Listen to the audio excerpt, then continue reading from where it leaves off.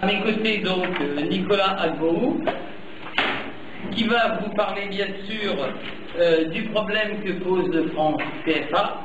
Mais tout d'abord, il est actuellement professeur en sciences et techniques économiques en France et a été professeur de gestion à l'Institut national polytechnique de Yamoussoukro, j'étais sûr que j'allais en Côte d'Ivoire, la capitale politique. La capitale politique, voilà.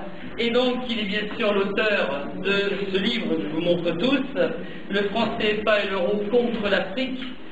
Et je pense vous allez nous expliquer pourquoi il est quoi.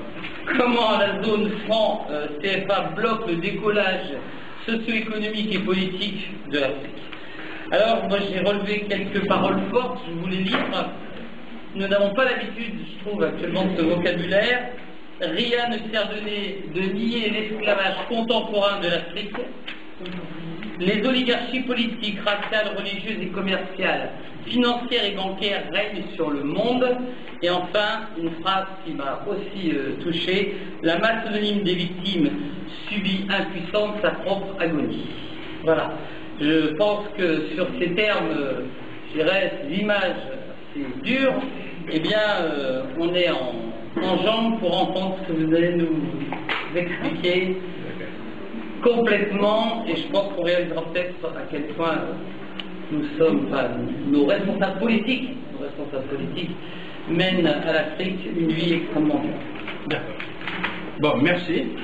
D'abord, merci à tous les organisateurs et plus particulièrement à M. Nicolas qui m'a introduit parmi vous ici. Et vous allez nous permettre de faire l'économie des discours à ce soir. Et nous allons directement aller à l'essentiel. Il faut que je parle plus fort. Hein? Oui. D'accord, merci. Donc, ici, c'est là, je suis d'abord content de vous rencontrer pour la première fois parce que je sais qu'il y a des âmes généreuses parmi vous et qui ne savent pas exactement le mécanisme qui tue une bonne partie de l'Afrique, notamment l'Afrique francophone. Alors, je crois que ça tombe très bien parce que ici, il y a le problème de l'euro, mais vous devez imaginer qu'en Afrique, ce que vous voyez en Grèce, il faut multiplier par 100 pour trouver ce qui se passe en Afrique, surtout avec le franc CFA. Mais c'est le lot quotidien. Les gens sont habitués. Donc, je vais vous expliquer de façon froide, scientifique, c'est-à-dire, j'ai demandé à vous montrer sur le PowerPoint pour que vous-même, vous puissiez faire votre propre analyse.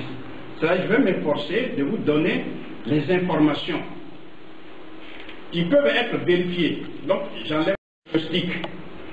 Il faut d'abord voir les résultats. Qu'est-ce qu'on nous dit? Vous remarquerez que ce qui renvoie, c'est-à-dire le petit 1, etc., ce sont les références bibliographiques, où vous pouvez vérifier ce que je dis. Alors ici, on nous a dit que la coopération monétaire doit permettre aux pays d'outre-mer, c'est-à-dire ceux qui sont aujourd'hui pays indépendants, d'avancer sur la voie du développement plus vite qu'ils ne pourraient le faire seuls. C'est-à-dire si on était laissé à nous-mêmes. Qu'on n'avait pas eu de coopération monétaire, eh bien, ça serait même le désastre. Maintenant, grâce à la coopération monétaire avec la France, on peut aller plus vite. Même plus vite que ceux qui sont... Voilà. Oui. Alors, donc, d'entre les jeux, voilà ce que dit le président Jacques Chirac. Il dit qu'on oublie une chose, c'est qu'une grande partie de l'argent qui est dans notre porte-monnaie, il s'adresse bien sûr aux Français, vient précisément de l'exploitation depuis des siècles de l'Afrique. Pas uniquement, mais beaucoup vient de l'exploitation de l'Afrique. Alors il faut avoir un petit peu de bon sens. Je ne dis pas de générosité, mais de bon sens, de justice pour rendre aux Africains ce qu'on leur a pris.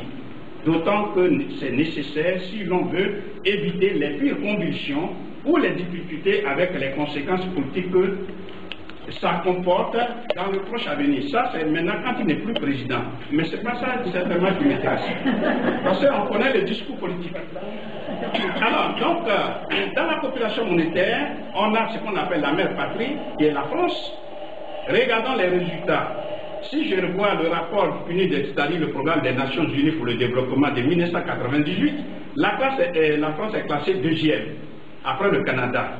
Et au bas de l'échelle, vous avez le Niger, le Burkina, le Mali, tout ça, ce sont des pays de la zone franc CFA. Ça, c'était en 1998. En 2008, on voit bien le même classement. La France occupe le 10e rang, mais ceux qui sont au bas de l'échelle, c'est toujours la Guinée-Bissau, le Mali, le Niger, le Burkina Faso, etc. Alors, il faut maintenant savoir, après ce constat rapide, qu'est-ce qui se passe. Donc, nous allons faire une analyse sur les institutions de la zone franc CFA d'une part et les 4 principes qui constituent l'essence même de la zone franc CFA. Au niveau des institutions, nous avons 4, c'est-à-dire la conférence des chefs d'État, le conseil des ministres, les banques centrales et ce qu'on appelle les comités nationaux de crédit.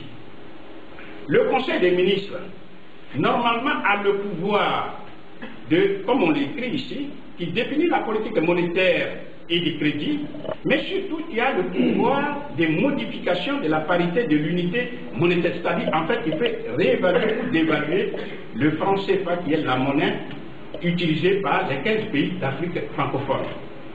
Ça, c'est sur papier. Mais il faut savoir que la monnaie même relève de la, disons, du pouvoir régalien du peuple. C'est-à-dire que c'est la monnaie et c'est le peuple qui, par voie référendaire ou bien par la voie parlementaire, décide qu'on prend cette monnaie ou pas. On l'a vu avec la France lorsque, comme on appelle pour le traité de Maastricht, le 20 septembre 1980, il y a eu appropriation à 51% des Français qu'on prenait l'euro. Peu importe ce qu'on en pense, hein, mais on est passé par là, par voie référendaire. En ce qui nous concerne, les différentes constitutions affirment, si je prends par exemple la constitution qu'on appelle les îles Comores, on dit que relève de la compétence exclusive du peuple la matière suivante, la monnaie. Et tous les pays affirment la même chose, mais à des termes différents. Donc, qu'est-ce qui se passe exactement?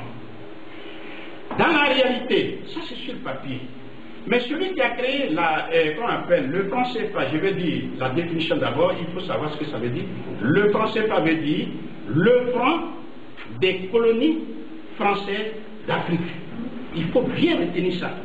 Le franc des colonies françaises d'Afrique. Mais gérer un pays, c'est faire la prévision.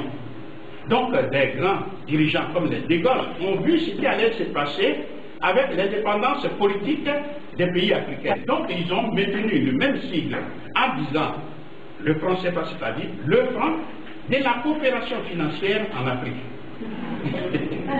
Vous avez compris? Mais c'est les mêmes principes, les mêmes mécanismes qui ont été conçus à l'époque coloniale par les colons, dans les intérêts des colons, restent exactement les mêmes. Donc même, on pouvait arrêter la conférence là. Ah mais oui.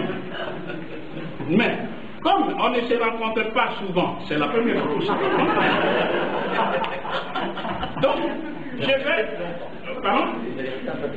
Oui. Donc, je vais vous donner les éléments.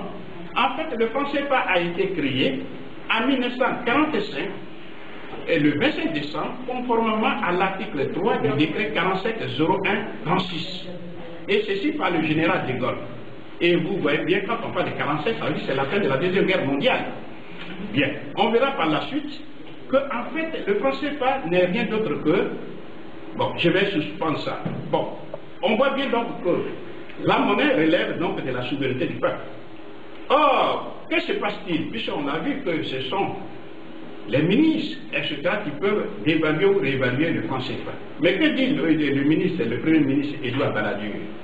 Il nous dit clairement, et vous le lisez avec moi, que le franc CFA a été dévalué en 1994 à l'instigation de la France, parce qu'il nous a semblé que c'était la meilleure formule pour aider ces pays dans leur développement. Et le même Edouard Balladur continue pour dire, et ceci avec raison, que la monnaie n'est pas un sujet technique, mais politique, qui touche à la souveraineté et à l'indépendance des nations. Il suffit de vous replonger tout de suite dans l'euro et vous voyez bien que lorsque vous ne maîtrisez pas la monnaie qu'on appelle l'euro, ça veut dire que vous avez perdu une grande partie de votre souveraineté, avec tout ce que ça engendre.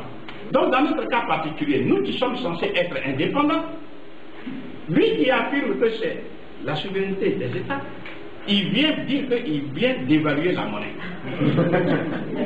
Mais vous avez compris maintenant pourquoi? Parce que je vous le dis, le franc des colonies françaises d'Afrique, qui est maquillé avec l'autre appellation, c'est une propriété à part entière de la France. Jusqu'à ce jour, depuis 1940 jusqu'à ce jour. Donc vous allez voir les conséquences. Donc comme il a été dévalué par la France, quelle a été la réaction des chefs d'État africains? Pour ne pas dire ce que nous appelons tout naturellement les sous-préfets français. Regardons ce que dit Bongo. Il dit personne ne nous a dit de dévaluer de 50% dans les pays moins développés et de 25% dans les pays à revenus intermédiaires. Nous avons été tous mis dans le même panier. Imaginez ce instant. Le président Nicolas Sarkozy, ça va au sommet. Et puis il vous fait ce compte rendu. Lui qui est le premier à qui vous avez donné le pouvoir. Alors voilà quelqu'un, il dit, on nous a dit, c'est qui on. Bon. Ensuite, le président Eyadema du Togo précise que, comme l'on dit, la force prime souvent le droit. Parce que lui, il avait contesté, mais il n'a pas été suivi. Je n'étais pas le seul à formuler cette mise en garde. Mais la France en a décidé autrement. Les voix africaines n'ont pas compté pour grand-chose dans cette affaire de dévaluation. La décision a été prise à l'Élysée ici. On les a réunis à Dakar, au Sénégal, et c'était Michel Aurussin qui a représenté la France, et tous, ils se sont alignés. Et on connaît ce que ça donne. Voilà la structure. Il faut qu'on puisse bien comprendre. Il y a la Banque de France, qui est la Banque centrale de la France. Ici, comme vous voyez, le Trésor public qui est la personnification financière de l'État, on reviendra dessus. Mais ce qu'il faut savoir, c'est que la Banque de France domine toutes les banques commerciales où les citoyens lambda, vous et moi, nous avons nos comptes. Que ce soit la BNP, la Société Générale, la Poste, le Crédit Lyonnais, etc. Mais dedans, regardez bien le schéma, il y a la Banque centrale des Comores, qui en abrégé BCC, la BCAO, Banque centrale des États de l'Afrique de l'Ouest, et la BA, Banque des États de l'Afrique centrale. Et ce sont ces banques centrales qui fondamentalement sont les filiales de la Banque de France, ont maintenant, dominent maintenant les autres banques commerciales, c'est-à-dire où les Africains ont leurs comptes.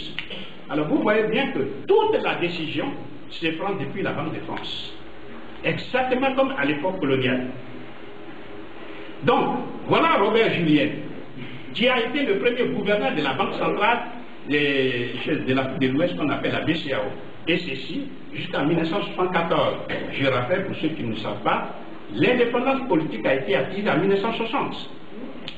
Donc, si Robert Julien a été gouverneur de la BCAO jusqu'en 1974, c'est-à-dire 14 ans après, vous comprenez la suite. Bien, on va continuer. Alors, quelle est la composition du conseil d'administration? Je rappelle, la Banque centrale est une grande entreprise, comme n'importe quelle grande entreprise, qui est gérée par un organe qu'on appelle le conseil d'administration.